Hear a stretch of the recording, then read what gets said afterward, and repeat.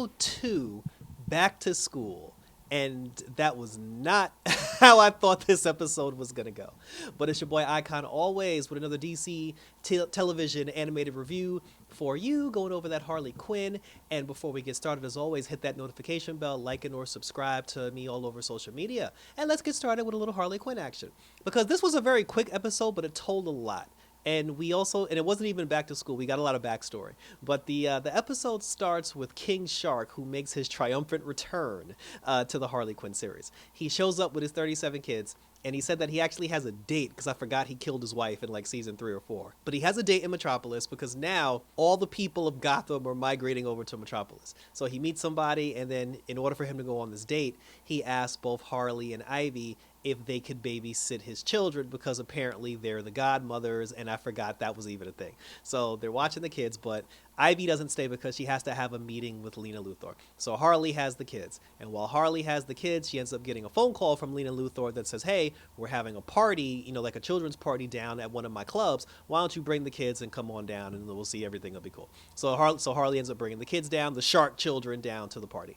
Now Ivy, this was pretty much like her episode, and it told her backstory, because Lena had also called Ivy down to have a conversation with her, because she said that there was a doctor that she wanted her to work with, because she said that the two of you are very intelligent when it comes to things about plants and things about nature, and I want you two to work together to try to come up with some new and intuitive things that could save the globe. The person's name was Dr. Woodrow. And when I heard his name and I said Woodrow, I said, why does that name sound familiar? But I couldn't put my finger on it. Ivy recognized him immediately because the two of them had a past. And it takes us, and then we got a little flashback, it takes us back to when Poison Ivy, when she was just Pamela Isley, when she was in school, she was in college, Woodrow was her college professor.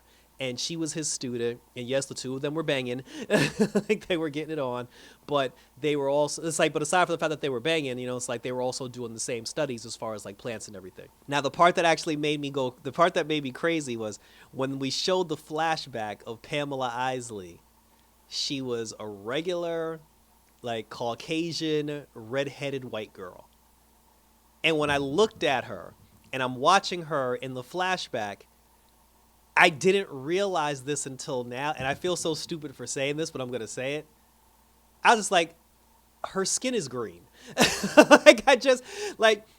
Poison Ivy's skin has been green since this series started.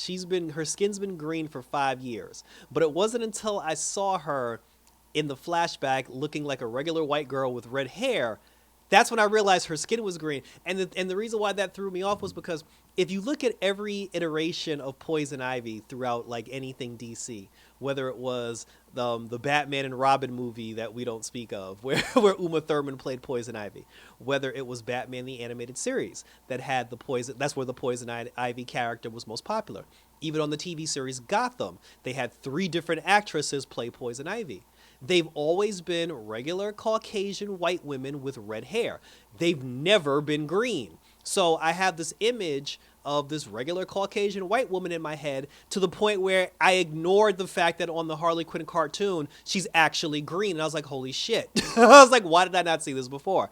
But anyway, so you learn new things every day. So then Dr. Woodrow, he tells Isley, he's like, hey, why don't you come over to the lab? He brings her to the lab because that's where the two of them be getting it on. While they were in the lab, she showed him a project that she was working on. And the project that she was working on was she was basically splicing human DNA with plants. And she created the first plant-human hybrid, we'll just say monster for the sake of conversation. And the cool shit about it is the plant-human hybrid that she created was Frank. And we know Frank, he's the black hip-hop plant, that smokes weed and everything. Frank was the character that she created in college. So this was also like the Frank origin story, but it was also the Pam, the Poison Ivy origin story.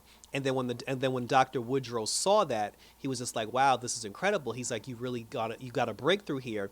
He wanted to steal her idea and use Frank as his own so he can get money, he can get fame, he can get accolades from like his peers and throughout like the world of science. But then Pamela was like, she didn't say no. Her whole thing was, she didn't really mind if he used Frank to get himself rich and famous. Her whole thing was she just wanted to get the credit for it, and she wanted him to tell everybody that she was the one that created Frank. But he was like, why would I do that? You know what I'm saying? Because he said that I want everybody to think it's my idea so I can get all the glory, so I can get the fame. And he said, plus, you're just a student. I'm a professor. He said, do you think they're going to believe me or they're going to believe you? And then when she realized, you know, what an asshole he was, she tried to take Frank and leave. And then he grabbed her, threw her to the floor. He snatched up Frank, threw Frank on the floor. And then when she hit the floor, like all these chemicals, you know, started filling up the room and everything. So the entire room started filling up with like green chemical smoke. He then locked her in the room with Frank, and then his whole thing was he said, well, the chemicals are going to kill you, but Frank will survive, and then after you're dead, I'll just take Frank, and then I'll just tell everybody that I created him. But then he walks away, she's in the room, and then she had the serum, the human plant hybrid serum. She took it, injected it into her body, so this way she would be immune to the poison gas, so like to the green gas that was in the room, and that's what turned her into Poison Ivy, and that's how Poison Ivy was born. So now we got the Frank origin story, and now we got the Poison Ivy origin story. One more origin story to go. So so then after that, so now fast forward in real time, she sees this guy in real life, and then she's just like, yo, this is the guy that turned me into Poison Ivy. I ain't fucking with him. Lena talked her off the ledge, and she was like, listen, get your ass in there and make science happen, put all your petty differences aside. But she couldn't do that. So she went to Dr. Woodrow, you know, that he apologized for everything that he did. And then she said, why don't you come on down to the lab? And then when he came down to the lab, she basically yoked him up. She trapped him in all the vines and everything. She was like, you did this to me, motherfucker. She was like, you ruined my life. And she left him in the room and used the same chemicals on him that was used on her back then. And then she basically just left him in there to die, and she walked away. While all this was going on now, Harley is at the birthday party, and the birthday party, the person hosting the party was this elitist snob guy, and in order for you to be a member of his club, you have to be invited to be a member of the club. Bane, for some reason, was invited into the club. And Bane still has his girlfriend from the Valentine's episode, and he's still with Goldilocks from the Kite Man series. And then that's when Harley asked him, did you adopt her? And then, because she belongs in the book. Like, she belongs in the book with the fairy tale lady. And we're just never going to address why she's just hanging out with Bane. But apparently Bane and his girlfriend, they got into, you know, the club. So Harley, she wanted into the club. She couldn't get into the club because the shark children were basically like running amok, tearing shit up. And then afterwards, they cut some girl's arm off. They chopped some dude's leg off. Animal control came, started shooting tranquilizers at the shark kids. Harley got mad because she was like, you're not going to do this to my shark kids. She beat up the animal control people. Ivy shows up at the last minute. The rich white guy shows up. He's like, what have you done to my club and everything? And then Harley was like, fuck you, your club ain't shit. And then just when the guy was about to get mad and arrest Harley, Lena Luthor shows up again, and then she's like, no, she said, I think we need to have Harley a member of the club and everything. And, you know, because basically he was like, oh, but she trashed my party. And she was like, yeah, but your party was happening in a Lena Luthor building. So she said, I own the building. I want Harley a part of the club. So Harley's going to be a part of the club. And if you don't like it, you can get your wrinkly old ass up out of here.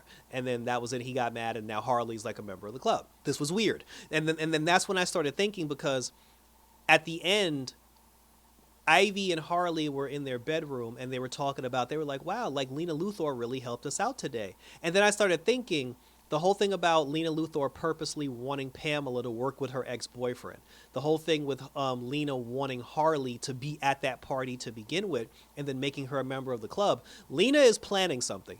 Lena is being so nice to Pam, being so nice to Harley.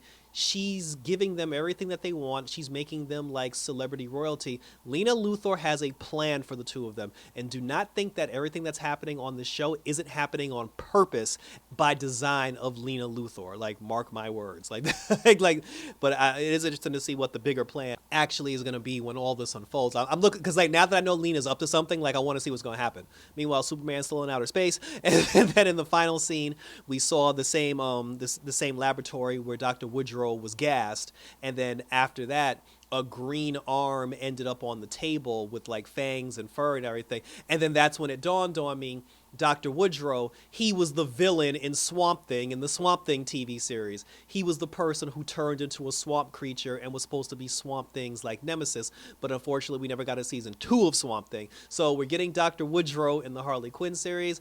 I don't know what the purpose is. Maybe Lena did that on purpose because she was hoping that would happen. I don't know what's happening, but this is some crazy ass shit. I look forward to episode 3. That was how this episode ended, and thank you for tuning in. So that was pretty much it. So now we got Dr. Woodrow, the plant monster. Swamp Thing's obviously going to show up at some point because of this. Lena Luthor has plans for Harley and Ivy. The Shark children are running wild. We got a 2-second King Shark cameo, but like I said, you know, it is what it is. But like I said, nothing significant happened in the episode, but a lot happened in the episode that makes you want to know what's going to happen in future episodes. So share your questions, comments, and concerns down below, and let's continue to talk about it. What'd you think about this particular episode of Harley Quinn? You know, said share your thoughts. Hit me up on TikTok. Hit me now that it's back. Hit me up on Instagram. Hit me up on X. Hit me up on YouTube always, and even on Clubhouse where we do the audio reviews live, and we'll keep rolling on for some more of this superhero goodness, anime, and everything else in between. So that was it, guys. So thanks for tuning in. So until next week for some more Harley Quinn action. Don't go back to school if you want to tear that shit up. And until then, we're out this bitch.